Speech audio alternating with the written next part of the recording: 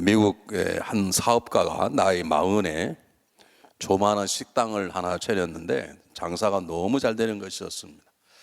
요즘 말로 하면 대박이 나서 이만하면 내 평생 잘 되겠다 생각이 들었는데, 그만 사업체가 너무 잘 되다 보니까 그만 보험 드는 걸 미스를 했어요. 이제 보험을 좀 들어놔야 되는데, 사업 보험을 들어야 되는데, 사업이 너무 잘 되니까 보험 드는 게 망각하고 그냥 사업을 하다, 음식만 만드는 사업을 하다가 어느 날 그 식당에 불이 나버렸습니다. 모든 걸 다 잃어버린 거예요. 뭐 보험이 없으니 다시 시작해야 되는데, 그동안 벌어서 놓았던 또 조그마한 돈이 좀 얼마 있어서 그걸 가지고 다시 작은 음식점을 차리기 시작했는데 사업이 되지 않는 것입니다. 그래서 완전히 다 망해버렸습니다. 그 어느 날 빈털터리가 되어서 연방정부에서 한 달에 170불 주는 돈을 먹고 사는 그런 완전히 거지가 되어서, 그는 그걸 가지고 햄버거를 하나 들고 공원에 앉아서 자기 자신을 한탄하면서 내가 그 사업이 잘 될 때 그걸 가지고 다른 걸 샀든지 내가 보험을 샀든지 했으면 됐을 텐데, 내가 일이 너무 잘 된 것만 보고 살다가 이렇게 거지가 되었구나. 지나온 삶이 너무 후회스러운 것입니다. 죽어버릴까 생각하다가 걸을 수도 없고 살자니 힘도 없고, 이 공원에 앉아 있는데 공원 바로 가까이 있는 조그마한 교회에서 어느 한 여인이 부르는 찬송가 소리가 들리는 것입니다.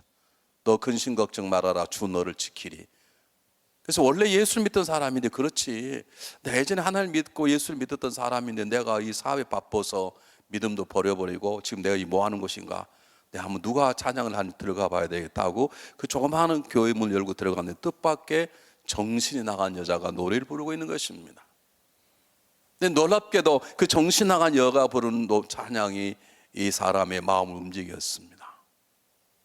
그렇지, 내가 근심할 게 아니 다시 한번 살아봐야 되겠다.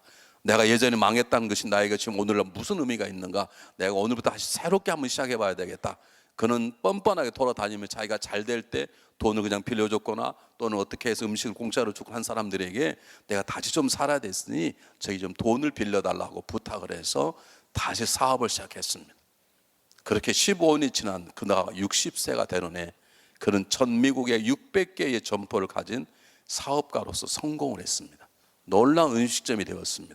그 사람이 누구냐면, 여러분 혹시 아실지 모르지만 커넬 힐랜드 샌더스라고 하는, 이 사람의 얼굴을 따서 상표를 만드는 KFC 사장인 것입니다. 여러분 KFC가 누군지 모르세요? 그건 좀 아는 척 표정을 좀 해주셔야 제가 다음에 설교를 그 좀 또 설명해야 되잖아요.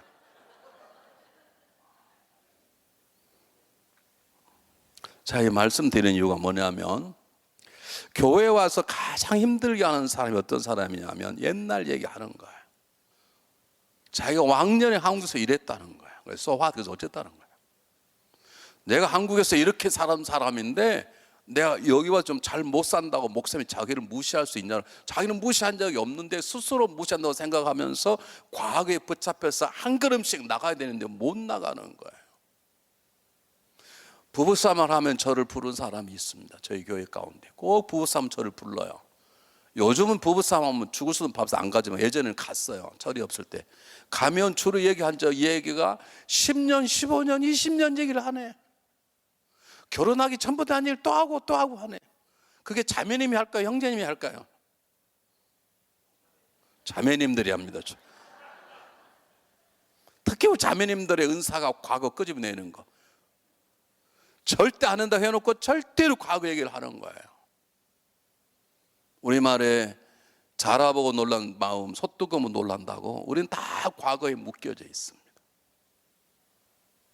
만약에 샌더스라는 사람이 과거에 묶여 있었으면 그는 아마 자살했을 거예요. 한 번, 두 번씩, 그것도 너무너무 잘 되는 것 때문에 그렇게 바쁘게 살다가 이렇게 두 번씩 망했다 하면 그는 죽었을 것인데, 그 조그마한 찬송 하나가 그렇지, 내 망한 과거가 내 오늘 나에게 무슨 의미가 있단 말인가, 내가 오늘 지금부터라도 새롭게 살아야 되겠다라고 하는 마음을 가지고 그는 새롭게 시작하는 것이 그 유명한 KFC를 만들게 됐던 것처럼, 저와 여러분의 신앙생활을 잘하고 승리하려 그러면 하나님 우리를 찾아오시고 인도하실 때마다 하나님 저 예전에 이런 사람 아닙니까? 그렇게 얘기해버리면 우리 이끌어 가시는 그분의 이끄심도 헛것이고, 우리 그 이끄심에 순종을 못하면 우리의 삶도 아무것도 안 되는 것입니다. 제가 개별적으로 여러분 말씀드렸습니다마는 달라스는 지금은 사람이 많아져서 식당 가면 누가 누군지 모르지만 예전에 제가 처음 있을 때는 한 8천 명밖에 없었어요. 우리 교회가 300명 정도 될 때만 해도 한 2만 명 정도. 그래서 식당에 가면 누군지 다 알고, 심지어는 그 집의 밥그릇이 무엇이고 그가 과거에 어떤 사람이고 다 알고, 우리 교회 와도 저분이 옛날 교회에서 뭐 의자를 집어 던진 사람 별소리 다 알아요. 자, 여러분에게 천단의 투전에 말씀드렸지 않습니까? 우리 교우 한 분이 술집에서 술을 먹고 술집 앞에서 퍼져 자는 거예요. 집이 아니라 술집 앞에서. 술집 주인이 저희 교회에다 전화를 했습니다. 목사님, 제가 알기로 이분이 중앙연합교회 다닌다고 술 먹으면 내가 중앙연합교인이다 그러고 막 떠들었는데, 목사님 빨리 좀 모시고 가십시오.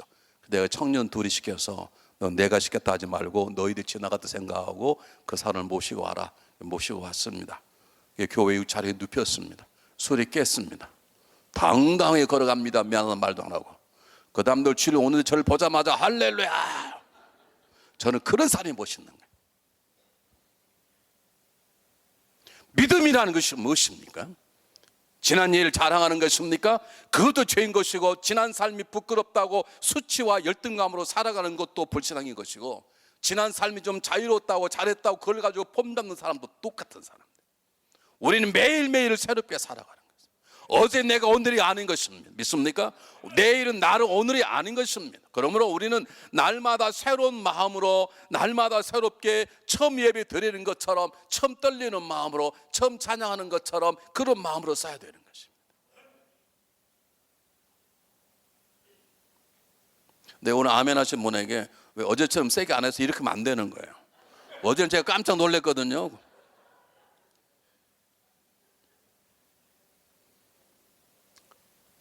치매 환자가 저희 교회에 몇 분이 계셔서 돌아가셨는데, 치매 가운데 착한 치매가 있다 그래요. 나 그래서 착한 치매가 뭐냐 그랬더니, 자고 있나면 옆에 새로운 부인이 누워 있는 거예요. 새로운 남편이. 그래 너무 반갑게 자기 아들이 들어오면 어떻게 저희 집에 오셨냐고 빨리 오시라고. 그게 치매는 치매인데 괜찮대요. 그리고 여러분 치매 걸리는 말은 아닙니다. 오해하지 마십시오. 우리의 문제는 뭐냐면 항상 과거에 걸려 있어. 우리가 믿음으로 새 일을 해야 되는 것이고, 승리하려고 그러면 어제 일은 어제 것대로 돼야 되는 것이고, 하나님도 지난 일을 되돌릴 수 없으세요. 그분 전능하시지만 우리가 오늘 살아가는 삶을 새로운 삶인 것처럼 살아야 되는데, 우리는 지난 것이 지금도 내 삶 속에 잡혀져 있고, 그것으로 내 남편을 판단하고, 그것으로 내 아내를 판단하고, 정말 잘하고 놀란 마음이 소통 놀란다고, 옛날 그것만 보인 모습만 보여도 놀라고, 계속 놀라고, 그것이 우리의 마음의 상처가 되고, 그것 때문에 주의 음성이 들리지 않고, 그것 때문에 우리를 잡아끄는 주님의 손길이 붙잡히지 않는 것이에요. 옆 사람이 한번 물어보시기 바랍니다. 옆 사람에게. 저 보지 말고 옆 사람을 보시라고요. 당신은 과거에 자유하십니까? 한번 물어보세요.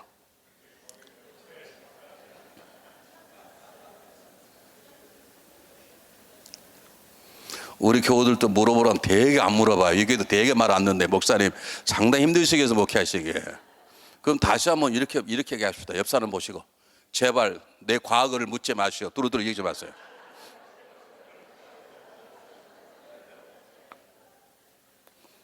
저희 교회 어느 날 흑인이 찾아왔습니다. 저는 그건 누군지 압니다. 우리 교회 집사님 남편입니다. 우리 여자 집사님은 옷가게를 하고, 그 흑인 된 남편은 조그마한 구멍가게, 조그마한 주문가게를 하는데, 이분이 저를 찾아오셨어요. 그래서 어떻게 찾아왔냐 그랬더니, 목사님 제가 나이가 많아서 이제 얼마 죽을 날이 되지 않아서 제가 다 서를 내가 죽으면 모든 재산은 내가 와이프에게 준다라고 해서 와이프가 사인을 했는데, 우리 와이프가 사인을 하지 않습니다. 그래서 왜 사인을 안 넣는데요? 그 뜻을 모르겠습니다. 목사님 만나셔서, 제가 좀 병도 없고 제 마음속 기도하다 보면 하나님 저를 빨리 데려갈 것 같은데, 이 서류를 해서 모든 재산 얼마 많지 않지만 가게, 집 모든 것을 우리 집사람에게 주고 싶습니다. 그리고 목사님이 좀 설득이, 제가 아무래도 우리 집사람 울기만 하고 사인을 안 합니다. 그래요? 잘 됐다. 내가 만나서 그럼 하기 싫으면 교회다 하라 그래야 됐다. 그러고 만나러 갔어요.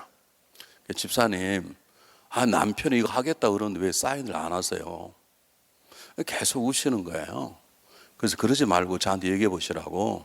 무슨 이유가 있으시냐고, 왜 마음에 안 드시냐고, 아니면 남편이 숨겨놓은 돈이 더 많이 있냐고, 그것 때문에 그러냐고 그랬더니 자매님이 처음으로 제 입을 열었습니다. 이분은 의정부에서 고아로 태어났습니다. 고등학교 다닐 때까지 고아원에 자랐는데 고아원에 학대를 많이 받았습니다. 요즘도 어렵지만 그 당시는 고아원은 굉장히 어려워서, 그래서 이렇게 못 살겠다고 집을 쫓아 나왔는데, 문제는 나오니까 먹고 살 일이 답답한 거예요. 고아원을 나오면 다시 들어갈 수는 없고, 그래서 할 수 없이 의정부의 미군 부대 옆에 들어가서 몸을 파는 일을 시작했답니다. 그렇게 한 달, 두 달 몸을 파는 어느 날 손님이 왔는데, 지금 남편인 이 흑인 이 남편이 그때 손님으로 왔습니다. 자기가 그동안에 미국 사람을 상대해 봤지만 흑인은 처음 상대하게 되니까 두려워서 울었대요. 울으니까 이 흑인이 너 왜 우냐고 물어보더래요. 잘 안 되는 영어로 내가 이래서 여기까지 왔다고, 내가 먹을 게 없어서 몸이라도 팔아야 되겠기 때문에 나는 고아하고 아무 사람이 없어서 내가 이곳에 왔다고. 근데 난 당신이 무섭다고. 여기는 굉장히 좋은 사람이었습니다. 그러냐고. 그러면 내가 다음 달에 미국에 가는데 너 나랑 같이 미국에 가겠냐고. 그래서 가겠다고 그랬답니다. 가서 이 사람 미국에 나를 버려도, 공항에 도착 버리기만 해도 나는 그곳에 새로운 삶을 살 수 있겠다. 이렇게는 못 살겠다. 그런 마음이 들어서 그 남편을 따라왔는데, 남편이 미국에 내리더니 자기 집에 가자 그러고, 집에 가자 그러더니 너 나하고 결혼하겠냐고. 그래서 내가 어떤 사람인 줄 알지 않냐고. 그래도 나는 너를 사랑하고 내가 너를 세워주기를 원하니까 너 내 아내가 되겠냐고. 그래서 아내가 됐다는 거예요. 그리고 30년을 그렇게 살았다는 거예요. 그런데 목사님, 제가 어떻게 이 남편의 이 재산을 받을 수 있겠습니까? 그러는 거예요. 왜 못 받냐고. 아니, 나 같은 더러운 여인이 그건 지금까지 데려가 산 것만도 감사한데 내가 어떻게 많은 재산을 받겠냐고 그러는 거예요. 제 입에서 그러면 교회에다 바치라고 말이 막 나오려고 그러는데, 이거 하나님이 막으셨어요. 막으시고 다시 한번 설득해라고. 그래서 저한테 과거를 고백할 정도면 이제 다 시킨 거나 마찬가지라고. 남편이 당신의 과거를 모르는 건 아니지 않냐고. 그리고 잘 살았지 않냐고. 그러니 이제 과거에서 자유하시라고. 그 재산을 받으라고. 그 남편이 언제 돌아올지 모르는 두려움 때문에 이렇게 사인하고 나한테까지 찾아왔으면 얼마나 진실한 마음이겠냐고. 그래서 그 집사님은 사인하고 재산을 받았습니다. 여러분, 과거에 자유하십니까? 왜 대답하기 싫으십니까? 남편만 보면 옛날 일이 생각나십니까? 교회 가서 어떤 집사람 보면 은혜가 안 되십니까? 여러분, 사실은 사람은 과거에서 자유 얻는 게 쉽지가 않아요. 우리에게는 그런 사실 힘이 없어요. 우리는 스스로 과거를 전달할 수, 어제가 있기 때문에 제가 있는 것이고 그러죠. 그런데 놀라운 삶이란, 우리가 하나님을 만나고 나면, 예수를 만나고 나면 우리의 삶은 어제의 삶이 아니라 새로운 피조물이 되는 것이 믿습니까? 그런즉 누구든지 그리스도 안에는 새로운 피조물이라. 예컨 지나가니 보라 새 것이 되었도다예요. 새 것이 될 것이다가 아니라 새 것이 되었도다라는 거예요. 제가 목회하면서 배운 거 있습니다. 한 분이 제가 설교하면 일일이 설교를 받아 쓰신 분이 계세요. 근데 굉장히 부담됩니다, 받아 쓰면. 근데 그분은 받아 쓴 다음에 꼭 와서 사인해달라 그래요. 사인가는 좋아요. 틀린 부분을 빨간 줄을 쳐요. 제가 어제 얘기했잖아. 제가 설교가 지금 이건 굉장히 천천히 하는 거예요, 여러분. 우리 목사님 워낙 천천히 하시니까 제가 일부러 천천히. 우리 교회는 제가 엄청나게 말을 빨리 해요.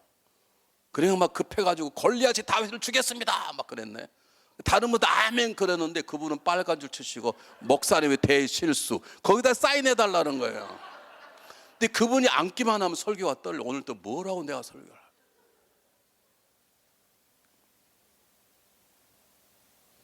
지난주에 설교가 나를 계속 집요하게 끊는 거야. 근데 오기 전까지 기도하고 때로는 금식도 하고 절을 했는데 그분만 앉아있으면 나 오늘 또 뭐라고 실수할까? 실수하면 또 그분이 빨간 주고 또 사인해달라면 어떡할까? 그런 생각에 저에게 얼마나 많이 주눅들리게 했는지 몰라요. 성경을 보면서 성령 속에 있는 사람들을 보면서 저는 용기를 얻고 자유함을 얻었습니다. 모세는 살인자입니다. 성격이 얼마나 급했으면 사람을 주어 패서 죽입니까? 싸움도 아니고 성격이 얼마나 급했으면. 그리고 40년 동안 목동 생활을 했습니다. 여러분 야곱은 20년을 목동 생활을 했어도 떼돈을 벌었어요. 근데 모세는 얼마나 무능하냐면 40년 동안 목동사 했는데 자기 양이 한 마리도 없는 거예요. 근데 하나님 그를 부르셨습니다. 모세가 알았습니다. 하나님 전 능력이 없지 않습니까? 하나님 말씀하십니다.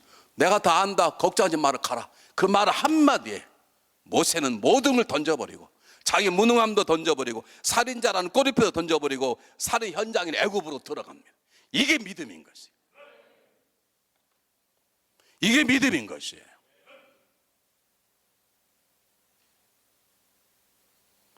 우리의 역사관 가운데 가장 불쌍한 역사관이 식민지 사관 아닙니까? 일본 사람들은 만들어 놓는 역사관.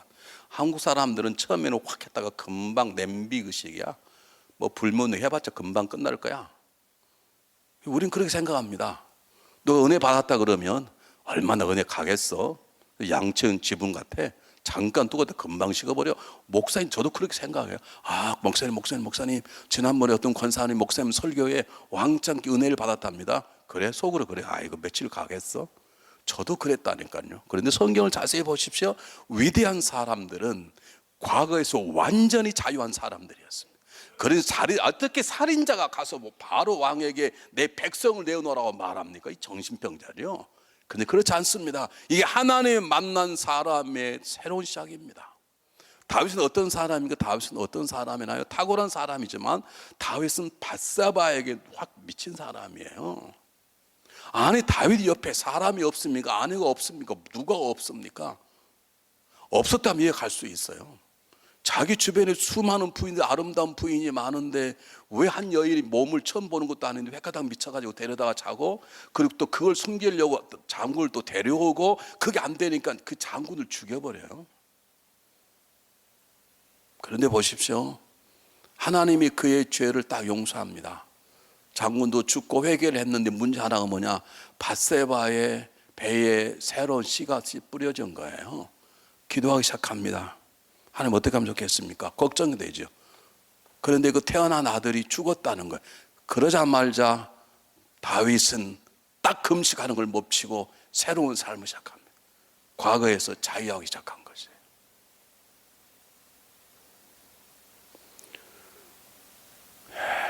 여러분 베드로는 어떤 사람입니까? 주님께서 말씀했습니다. 나는 잠시 후에 얼마 지나면 나는 잡혀 죽을 것이니라. 주님 죽으시면 안 됩니다. 설사 죽으신다면 저도 갈 것이요 저도 죽을 것입니다. 주님 말씀하십니다. 베드로에 큰 소리 치지 마라. 넌 닭 울기 전에 나를 3번 부인할 것이나. 절대로 그런 일 없습니다. 큰 소리였던 베드로가 주님을 2번 부인하고 3번째 저주했습니다. 저주한 말이 무슨 말입니까? 나 예수를 몰라. 아니 누가 뭐 검사 판사가 와서 묻는 것도 아니고 안기부가 묻는 것도 아니고 지나가는 계집종이 묻는 건데 무시하고 답을 안 하면 돼. 뭐 안 들은 척하면 될 텐데 나는 예수를 몰라. 예수를 몰라. 그놈 새끼는 죽어야 돼. 그게 저주지 뭐겠습니까? 그런데도 베드로는 주님께서 베드로야 너 나 사랑하느냐? 어떻게 사랑한다는 말이 나옵니까? 2번째 부인하고 3번째 저주해버렸는데. 그런데 베드로는 뭐라고 말합니까? 주님이 아시지 않습니까?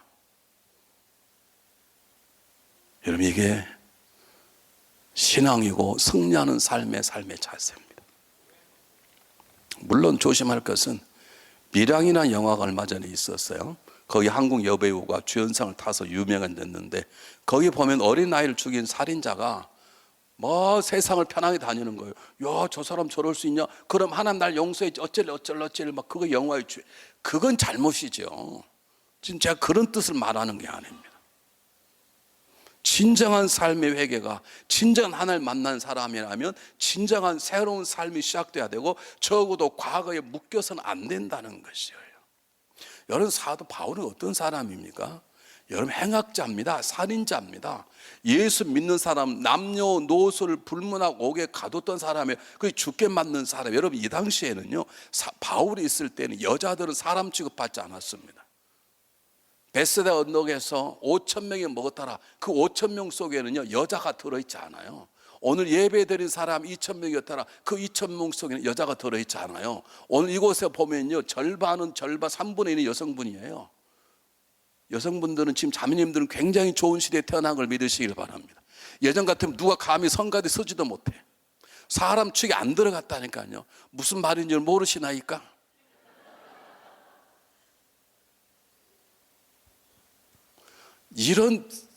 그래, 그 당시에는 여자가 죄를 지어도 감옥에 넣지 않았어요. 어린애는 넣지 않았어요. 나이 드신 분들은 넣지 않았어요.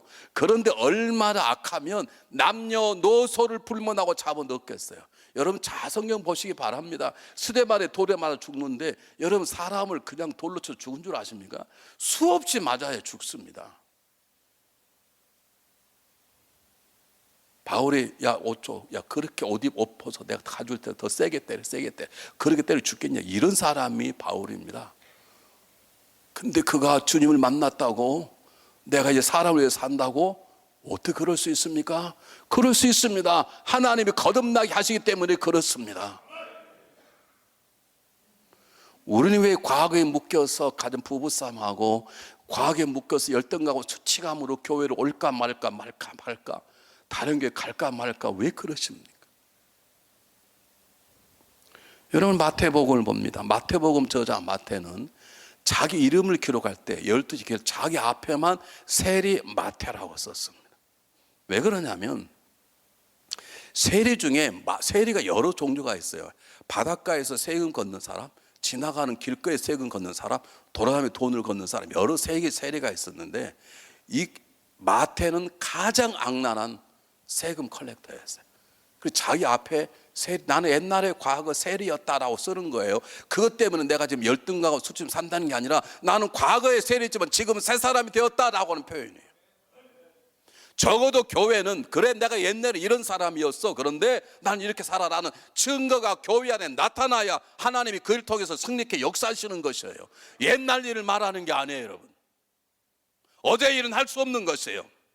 어제 내가 돌이킬 수도 없는 것이고, 1년 전의 삶을 돌이킬 수도 없는 것이, 지금 어떻게 사는 것인가, 그게 중요한 것이에요. 마가는 어떤 사람입니까? 여러분, 마가는 첫 번째 선교여행을 떠났다가 중간에 포기하고 도망쳤습니다. 도망친 이유가 무엇인지 잘 모릅니다. 어떤 사람은 말하기를, 자기 삼촌 바나바가 더 위대한 사람이고, 바나바가 바울을 데리고 선교를 갔는데 사람들이 바나바를 안 봐주고 바울만 봐주는 거예요. 그것 때문에 열받았다, 그런 이유가 있고요. 또 하나는 너무 힘드니까 가다가 도망을 쳐버렸어요. 그런데 그는 도망간 자리에서 베드로를 만납니다. 다 훈련 받습니다. 그 귀한 마가 복음을 씁니다. 여러분 보세요. 바나바하고 바울이 왜 나눠졌나고요?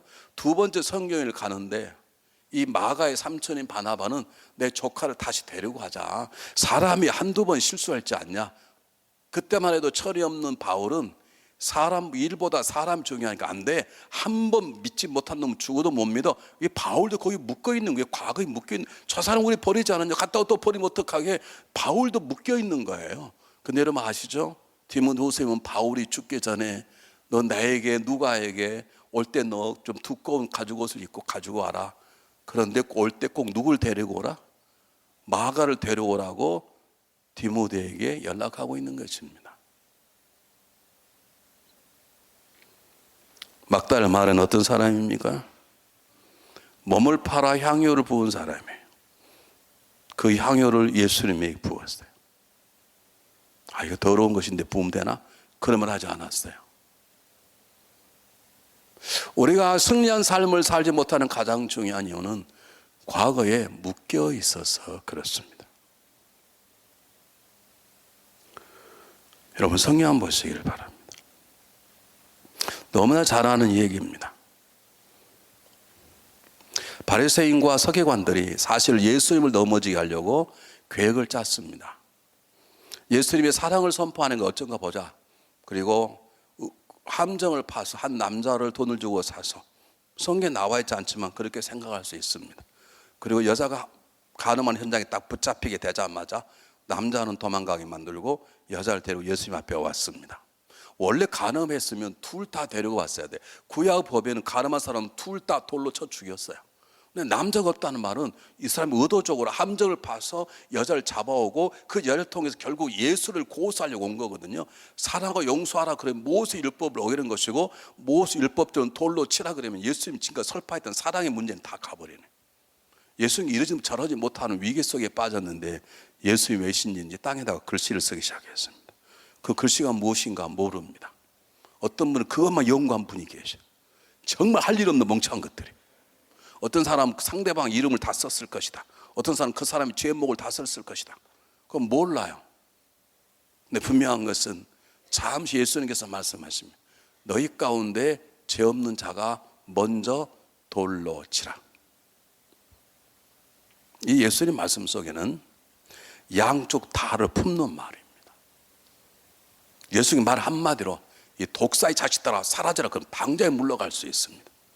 그런데 예수님께서 한참 기다리신 다음에 너희 가운데 죄 없는 자가 치란 말은 그들을 새롭게 회복시키는 기회를 주신 것입니다. 그래 돌로 쳐라. 그런데 너도 깨끗하냐? 그렇다 하면 쳐라. 아니라면 너희 삶을 바꾸라 그런 뜻입니다. 그 예를 듣고 모든 사람이 슬금 다 사라져버리고 그곳에 예수님과 한 여인이 둘이 남아있는 것입니다. 예수님 물으셨습니다. 너를 정죄한 자가 있느냐? 없습니다. 나도 너를 정죄하지 않으니 이제는 다시 가서 죄 짓지 말라. 이 말이 무슨 말입니까? 너는 죄가 없단 말이 아닙니다. 가서 다 죄 짓지 말라는 말은 너는 죄가 짓어. 그러나 내가 저들처럼 너를 정죄하지 않는다. 너는 지금부터 살아가는 삶이 중요하다. 그런 말입니다. 믿습니까 여러분? 여러분이 지금까지 어떤 삶을 살았던, 여러분이 교회에 충성된 종이 되었던 그건 어제 일입니다. 오늘 예배부터 지금부터가 더 중요합니다.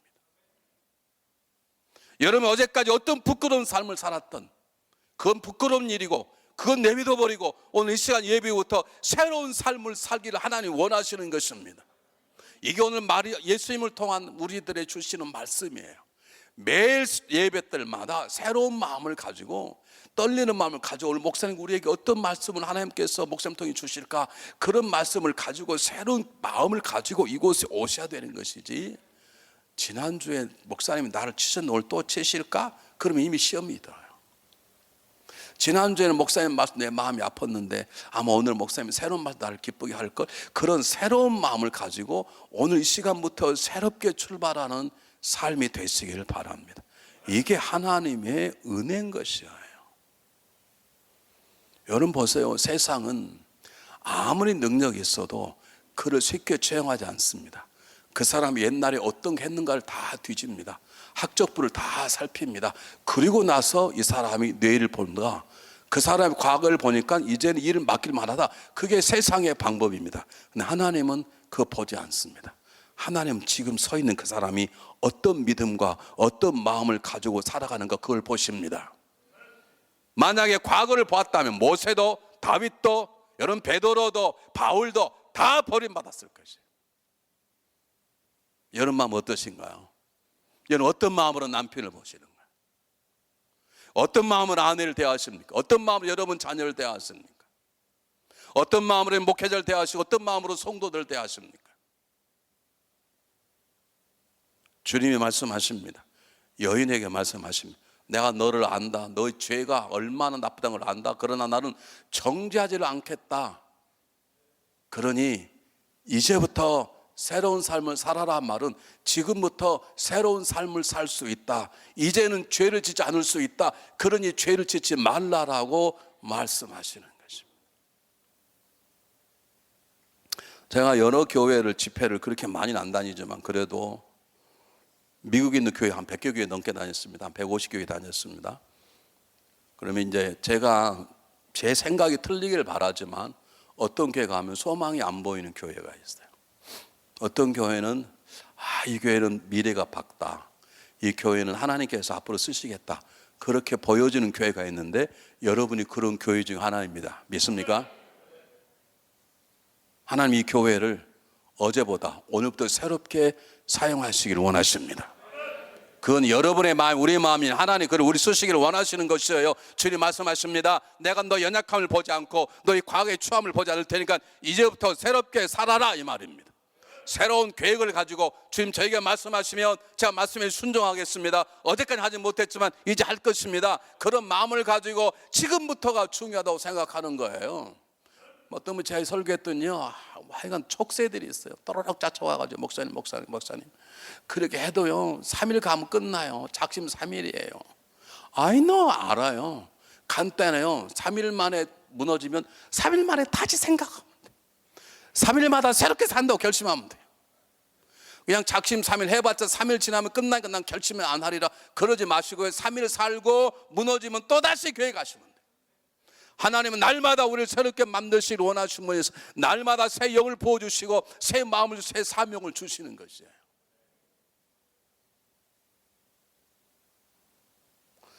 마지막으로 한 번 더 물어볼게요. 지휘자님 안 물어보려고 그랬는데 성가대 하신 분들이 지난주에 틀렸다고 죽 쓰고 있으면 좋아요 안 좋아요? 안 좋죠. 지난주 죽 써서 막 뚜껑 열리는데 와서 쓰면 좋아요 안 좋아요? 좋죠. 하나님의 마음이 그래요.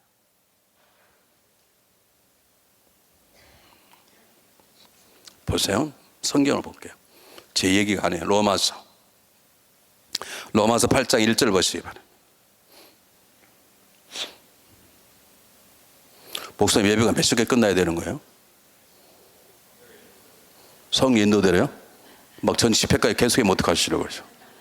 목사님 대단히 믿음이 좋으시네요. 저렇게 말하는 거 빨리 끝내라 이 말이에요.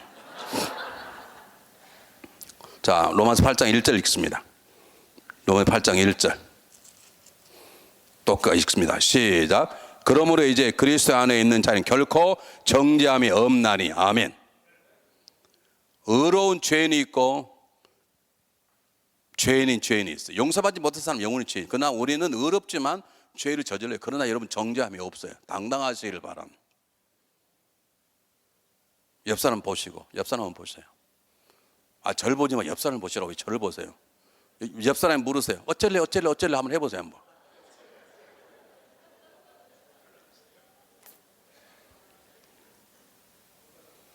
여러분 자기의 삶에 자유 못한 사람이 항상 남을 지적해요. 목사님 저 사람이 옛날에 이런 사람입니다. 그래서 어떡해요? 그래서 어쩌려고요? 아니 모세가 어떤 사람인데요? 우리가 믿는 베드로 어떤 사람이고 우리의 감동을 주는 사도 바울이 어떤 사람인데 그러면 그 사람이 과학을 얘기한다면 우리가 성경을 어떻게 봐요?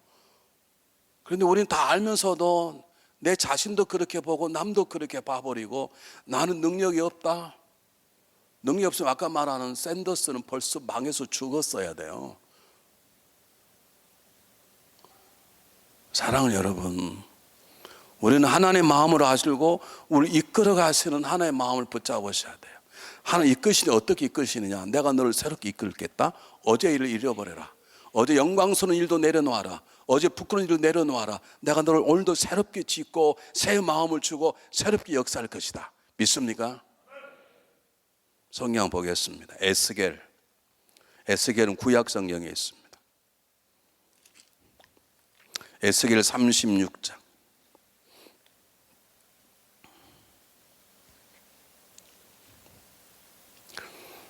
에스겔 36장 26절 27절. 에스겔 36장 26절 27절 똑같이 읽습니다. 시작. 또 새 영을 너희 속에 두고 새 마음을 너에게 주되 너 육신에서 굳은 마음을 제거하고 부드러운 마음을 줄 것이며 또 내 영을 너희 속에 두어 너희로 내 귀를 행하게 하리니 너희가 내 규례를 지켜 행할지라. 아멘. 우리에게 새 영 성령을 날마다 새롭게 부으셔서 우리가 새로운 일을 하게 하고 새로운 마음으로 살게 하고 새로운 자세로 살도록 하나님이 하시는 거예요. 그걸 우리는 받아들이면 그렇게 사라지게 되어 있어요. 여러분 일제시대 때 가장 무서운 깡패가 깡패 김육두입니다. 그를 만나면 주워 터지든지 돈을 다 뺏기든지.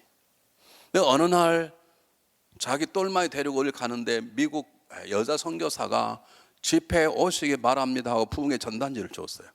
그걸 받아가지고 김익두 깡패가 골프에서 던져버렸네. 근데 그 미국 파란 눈의 선교사가 그 집을 들더니 자기 치마에 닦으면서 우는 것이었어요. 이거 충격을 받아. 저도 지금 저 사람이 뭔 사람인데 어떻게 내가 푸른 그 더러운 코를 자기 치마에 닦으면 우는가. 도대체 뭔 입을 가봐야 되겠다. 집회를 갔는데 그날따라 집회가 다 차가지고 자리 앞에가 다 하나 비어 있는 거예요. 그래서 할 수 없이 앞에 가서 앉았는데 앞에 앉아 있는 그 김익도를 성령께서 잡아버렸어요. 변화를 받았어요. 그 신학을 공부하고 목사가 됐습니다. 그리고 자기 똘마니들에게 불고장을 썼습니다. 매달 며칠 할 김익두 죽다 하라고 다 돌렸어요. 그러니까 자기 주먹지기 똘매이들이 자기 형님이 죽었다 그러니 난리가 와서 보니까 신발이 있네. 형님 불 대답을 안 해. 형님 불 대답 안 해. 형님 부르니까 문을 딱 열더니 김익두 죽었다 문을 딱 닫아버렸어요. 이 똘마니들이 정말 죽었는 거 보자. 어느 날 성경책을 들고 전도를 가려고 골목길에 이렇게 나오는데 똘마니들이 이 바가지에다가 똥을 퍼가지고 얼굴에 부어버렸어요. 냄새가 얼마나 나겠습니까? 그러니까 냄새가 나니까 아이고 냄새야 그랬는데, 그러니까 똘마니들이 형님 죽은 사람 무슨 냄새요? 죽었다며. 죽었으면 냄새가 안 나야지. 그렇게 핀잔을 줬어. 그때 김익두가 유명한 말을 했어요. 내가 안 죽었으면 니네들은 지금 죽었어.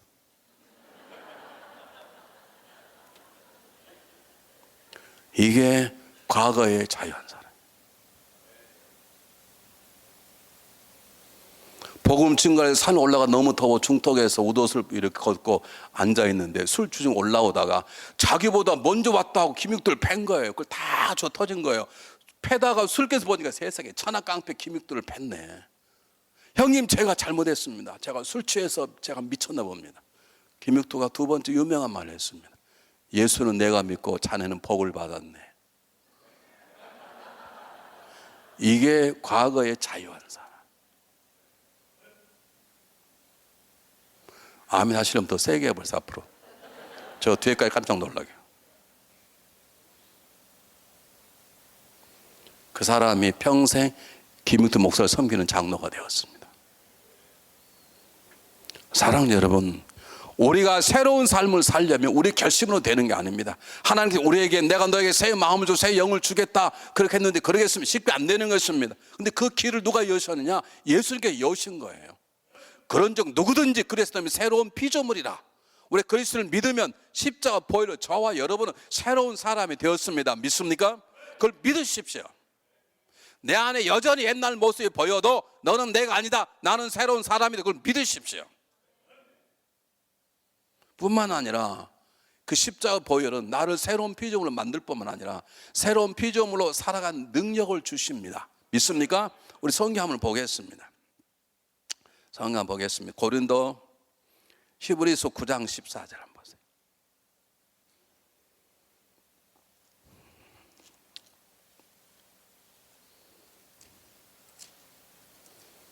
시간이 1시가 돼가는데도 너무 길게 하면 배가 고프면 시험 드니까요. 제가 잘 끝내려고 그러니까 잘 따라오시면 좋겠습니다. 히브리서 9장 14절 똑같이 한번 읽어보겠습니다. 시작. 하물며 영원한 성령을 말미암아 흠없는 자기를 하나님께 드린 그리스도의 피가 어찌 너 양심을 준 행실 깨끗게 하고 살아계신 하나님을 섬기게 하지 못하겠느냐.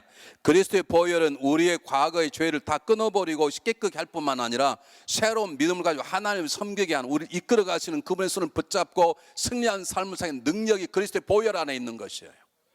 그 보혈을 믿으시길 바랍니다.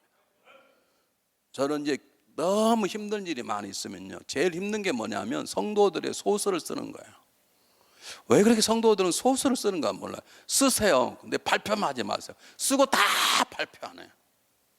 우리 집사람이 저보다요 생일이 일주일 빨라요. 누님이세요. 근데 이게 생긴 게 저보다 10년은 젊어 보여요. 그래서 한때 우리 집 제가 세컨이라는 거예요. 우리 집사람이 두 번째 결혼했다는 거예요. 그럼 지 혼자 생각하는데 왜 그걸 발표를 하냐고. 또 발표 믿는 사람도 있어요. 또. 왜 그렇게 성도들이 소설을 쓰는지 몰라요. 제가 어제 얘기했잖아요. 권사님 한 분이 장로 멱살을 붙잡아 버렸어요. 네, 그걸 제가 잘 설득을 해서 용서를 했어요. 용서를 합시다. 그랬는데 문제가 뭐냐면 제가 그전까지는 새 차를 안 샀어요. 왜 새 차를 안 사냐? 성도들이 돈만 생기면 차를 바꾸네. 사람을 바꿔야 되는데. 여러분 차 바꾸고 집 바꾸면 인생이 바꿔지던가요? 남편 바꾸면 인생이 바꿔질 줄 아세요? 그놈이 그놈이요. 여러분 사람이 돈이 벌리면 하나님 은혜라고 내 삶이 바꿔져야 되지. 가난할 때 삶의 모습과 부유한자의 삶의 방법이 달라져야 돼. 우리는 집 바꾸고 차 바꾸는 거예요. 제가 그래서 그걸 꼴배 싫어 가지고 일부러 똥차를 타고 다녔어요. 장로님들이 목사님 우리 교회가 이제 400명 넘는 교회인데 아직도 그렇게 중고차 사면 어떡하냐. 그럼 하나 사주든지. 그거 뭐 폐면 하나에 300, 400불 그거 할 만한 능력인 장로님 계신데 말은 그 교회가 돈이 몇만 불 남아있는데 하나 사주든지.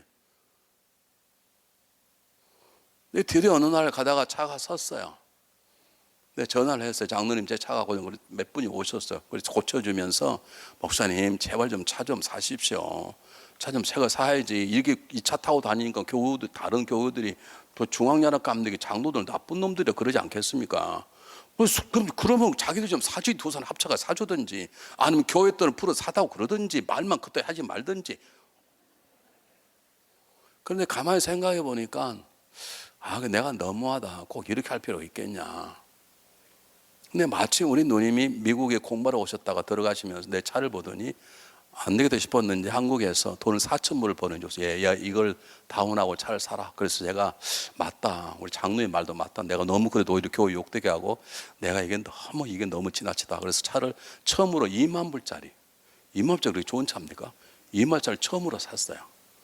그런데 어떻게 소문이 난 줄 알았어요? 하필 그 차 샀을 때 권사가 장로 멱살을 잡은 거예요. 한쪽에 목사님이 시켰다. 왜 시켰냐? 그분이 차를 사줬다. 와 미쳐버리겠어요.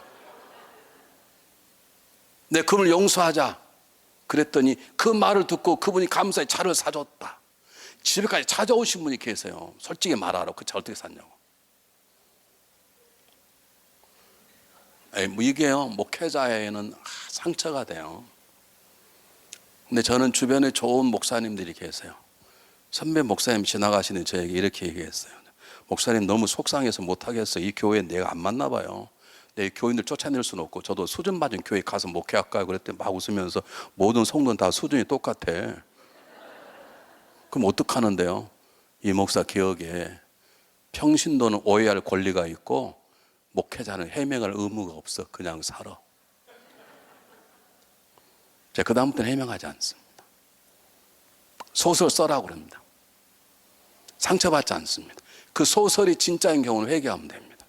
아닌 거는 그냥 내비둡니다. 이제 그것에 사로잡히지 않습니다.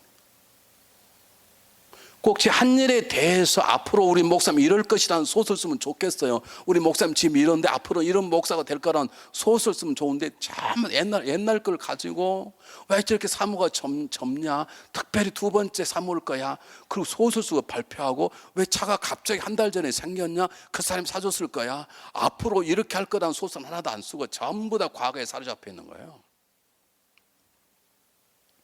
사랑하는 여러분, 십자가의 보혈은 우리를 과거에서 자유케 할 뿐만 아니라 그 자유함을 살아나갈 수 있는 능력까지 주시는 게 십자가 보혈을 믿습니까? 그러니까 저는 지금도 소설 쓰면 제가 성제를 하면 저는요 그냥 다른 기도하죠. 제가 머리 손을 딱 대고 주여 십자가 보혈로 제 머리를 덮으소서. 주의 보혈로 제 머리를 덮으소서. 저는 그것만 해요. 그러면 그 십자가의 보혈이 그 과거에 썼던 소설의 몇 달 다 지워주고 이겨내는 힘을 저는 주는 걸 경험했어요. 사랑하는 여러분, 십자가의 능력을 붙잡으셔야 돼요. 주님께서 더 이상 가서 죄 짓지 말라 그랬기 때문에 난 알 수 없이 이 여인은 죄 짓지 않았을 거예요. 왜냐하면 주님의 말씀의 능력이 그 여인을 지켜주었을 것이에요. 우리가 십자가의 보혈을 붙잡으면 우리의 과거가 다 지워질 뿐만 아니라 그리고 이젠 새로운 삶을 살게 하는 능력이 십자가의 보혈 가운데 있는 것을 믿으시길 바랍니다. 그러면 이 교회가 지금까지 잘 됐지만 지난주까지 은혜로웠지만 어제까지 은혜로웠지만 오늘 이 시간 이후에 여러분의 가정과 여러분의 심령들이 새로워지기를 주님의 이름으로 명령합니다. 지금까지 은혜가 됐는데 뭘? 안 해요. 지난주에 여러분 목사님한테 더 은혜를 받았다 할지라도 우리에게 중요한 건 지난주가 아니에요. 지금부터예요. 지금부터 새 마음으로, 지금부터 새 사명을 가지고 새로운 삶의 방법으로 살아가야 되겠다. 아니, 살아가기를 하나님이 원하시는 것이요. 사랑하는 여러분, 어떻게 살아가시겠습니까? 하나만 더 보고 마치겠습니다. 빌립보서 3장입니다. 빌립보서 3장을 보시기 바랍니다.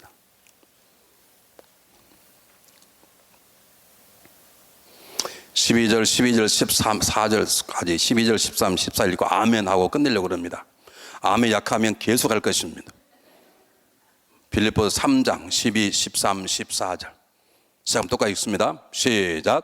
내가 이미 얻었다함도 아니요 온전히 이뤘다함도 아니라 오직 내가 그리스도인 잡혀 못된 그것을 잡으려고 달려가노라. 형제들아, 나는 아직 내가 잡은 줄로 여기지 아니하고 오직 한 일, 즉 뒤에 있는 것을 잃어버리고 앞에 있는 것을 잡으려고 표대를 향하여 그리스도 예수 안에서 하나님께서 부르신 부름의 상을 위하여 달려가노라. 아멘. 이렇게 말씀하셔야 돼요. 목사님, 제가 지난 심정 이렇게 충성했는데 저를 그럽니까? 그런 사람 아직 틀린 사람. 목사님, 제가 지난 10년 동안 개판으로 살았습니다. 나 저에게 집사 한번 주십시오. 제가 앞으로 새롭게 살 그런 사람이 돼야 되죠. 여러분, 이 집회 끝나면 어떻게 사시겠습니까? 지금부터 새로운 삶을 사시게 돼. 지금부터가 중요합니다. 주님께서 말씀하십니다. 지금부터 새롭게 살아라. 기도하겠습니다.